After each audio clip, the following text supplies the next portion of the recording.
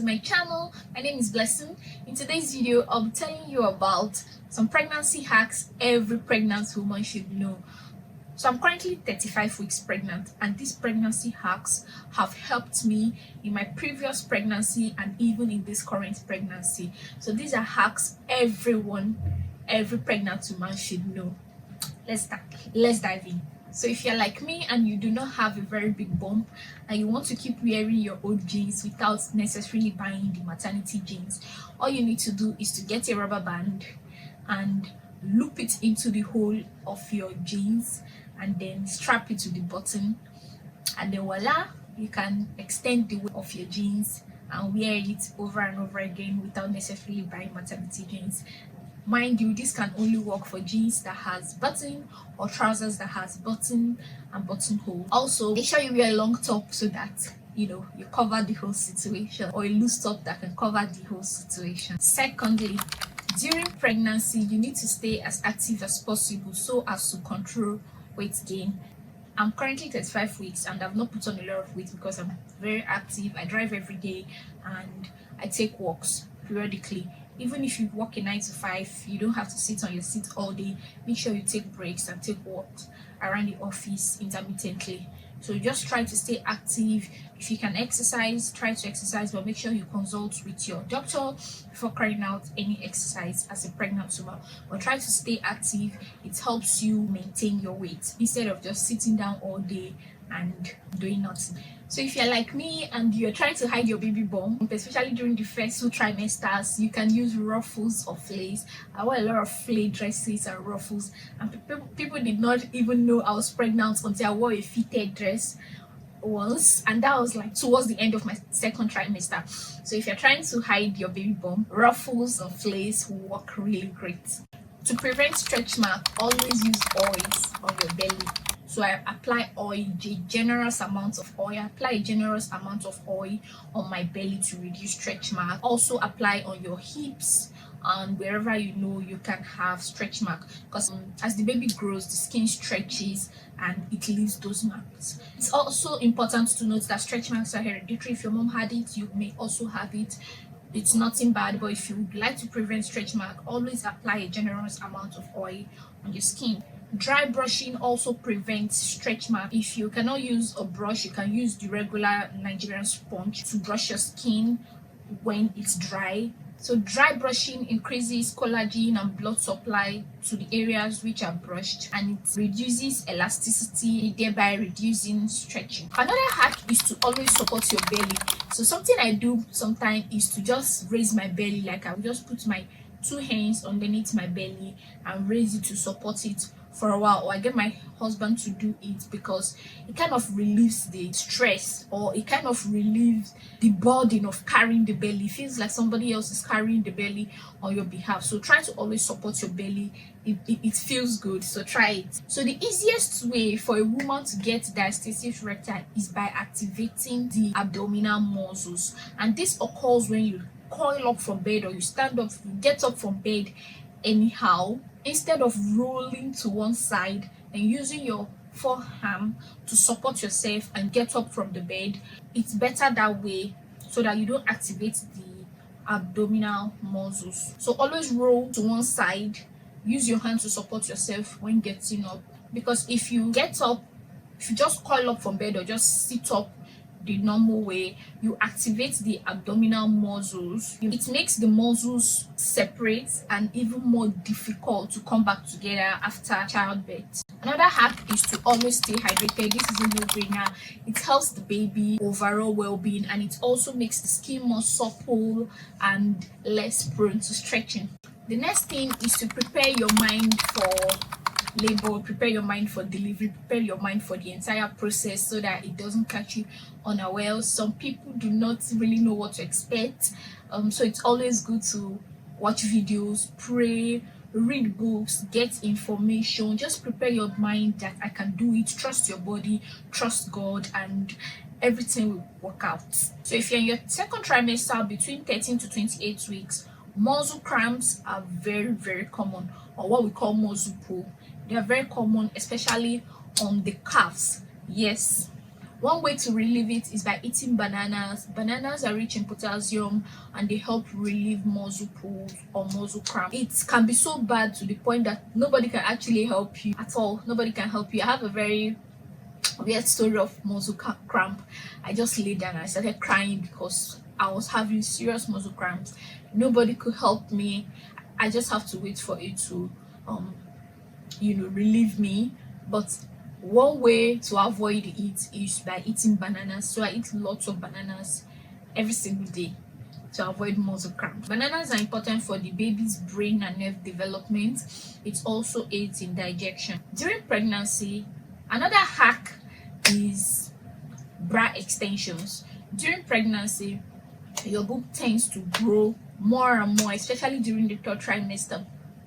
So if you're not keen on buying a new bra every single month, all you need to get, they are very, very affordable and they are found in different colors. You can also get them double straps, triple straps, and quadruple straps. They are very affordable. All you need to do is to hook your current bra strap to the bra extender, and it tends to extend the width of your bra, thereby making you use the same bra and not buying new bras over and over again.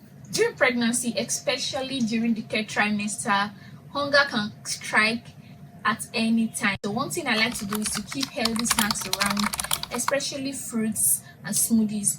So what I do is to chop up my fruits in form of a fruit salad, and I take it to work, or I have it in my fridge at home, so that whenever I'm hungry I can always grab it and eat. I also have some nuts and chips. I also like to eat plantain chips. I like to have these things around. I have in my car so that whenever I'm hungry I can easily grab it. It's a healthy option and it avoids or it prevents eating junks or eating things that are unhealthy. So it's always good to be prepared. Whenever I'm packing for work in the morning, my husband will be like, are you going to work or you're going to eat? Because I'm packing breakfast, lunch, snack, in between something to drink. I'm always, my bag is always full whenever I'm going to work, and that's because hunger can strike at any time and you don't want to be eating something unhealthy.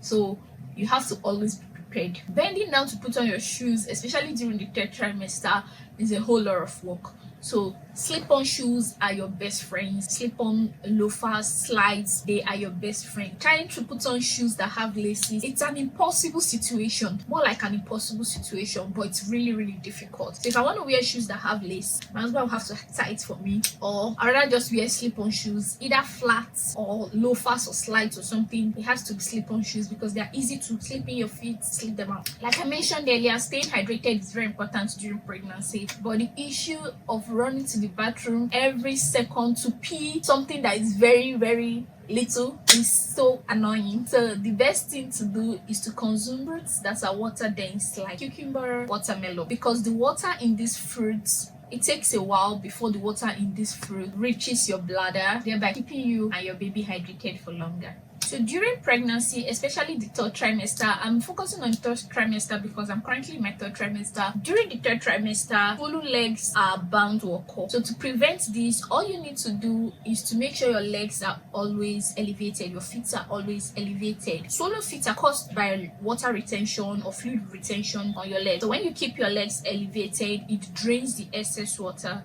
or the excess fluid from your leg. It happens around the feet and ankles, so keeping them elevated drains excess fluids from them. Sometimes it feels like your bump is in the way. Sometimes my son is in front of me, my toddler is in front of me, and I can't even see him without bending over because my bump is literally in the way, is obstructing my view. So it's all about perspective. You don't have to complain. I use my bump as armrest, or I put my snack on it or my cup or my drink on it. So it's all about perspective, okay? You don't have to complain too much. So another hack that I discovered is the sleeping position. Usually the doctor advises pregnant women to sleep on their side, and sleeping on your side frequently as the bump grows, you tend to feel the weight of the baby on the side you're sleeping on, and it becomes uncomfortable. So sleeping on your side causes hip pain, it causes shoulder pain. It gets really uncomfortable, especially when the bump is getting bigger, and you can even feel pain underneath your butt, just right above the bump. It starts to get uncomfortable what you need to do is to get your pregnancy pillows. If you cannot get a pregnancy pillow, which is okay, because I didn't want to get a pregnancy pillow because it is bulky and it just takes a lot of space after delivery or after the whole pregnancy journey. What happens to the pillow? So what I found out is that you can also use your regular pillows as pregnancy pillow. So usually I sleep with about 5 pillows. Yes, I sleep with 5 pillows every night, right from even during my last pregnancy. That was when I discovered this hack. So I have about 1 or 2 pillows on my head, on my neck, to support my head, the regular pillows. I have one in between my legs, I have one to support my stomach, and I have one to support my back. That way you are well supported, the baby is also very well supported, and both you and baby will sleep comfortably. Don't say I didn't do anything for you. And after pregnancy, you can still reuse the pillows. They're just regular pillows, just like other pillows you have at home. Another hack is to try using up on clothing instead of buying maternity clothes. I found out that maternity clothes are not as stylish as you would like them to be. There are some occasions I would like to attend, and when I go to maternity sections of some websites and the clothes do not look really attractive to me, so what I normally do is to get my regular clothes but size up. This blazer that I'm wearing is a size 16 blazer. It covers my bum very well, it's very stylish, it's very fashionable, it's beautiful. So what I do is I size up instead of going for maternity clothes. That's another hack. Still regarding fashion, it's always advisable to wear maxi dresses or maxi skirts because they're stylish and you can always rewear them or reuse them even after the pregnancy. Then the last but not the least is wear black clothes often if you're trying to hide your pregnancy. Yes, monochrome black or top to bottom, perfect. I remember when I first got pregnant, I was always wearing black to the office. Like I would wear a big black blazer. I had different sort of blazers, black, that I would always wear to work. I would wear black pants, regular black pants, but people didn't know I was pregnant until end of my second trimester, because black covers or hides your pregnancy ideally. So that's another hack. Those are 20 hacks, pregnancy hacks, that every pregnant woman should know. Some of them may be useful to you, others may not, but it's always good to have this information. Share this video with your friends that are pregnant or any pregnant person you know and you feel the person needs to know this information. My name is Blessing once again. If you found this video useful, please subscribe to this channel, leave a comment, thumbs up the video. It helps YouTube know that you like the video and it recommends the video to other people that may find it useful. So thank you for watching this video. I'll see you in my next one. Bye.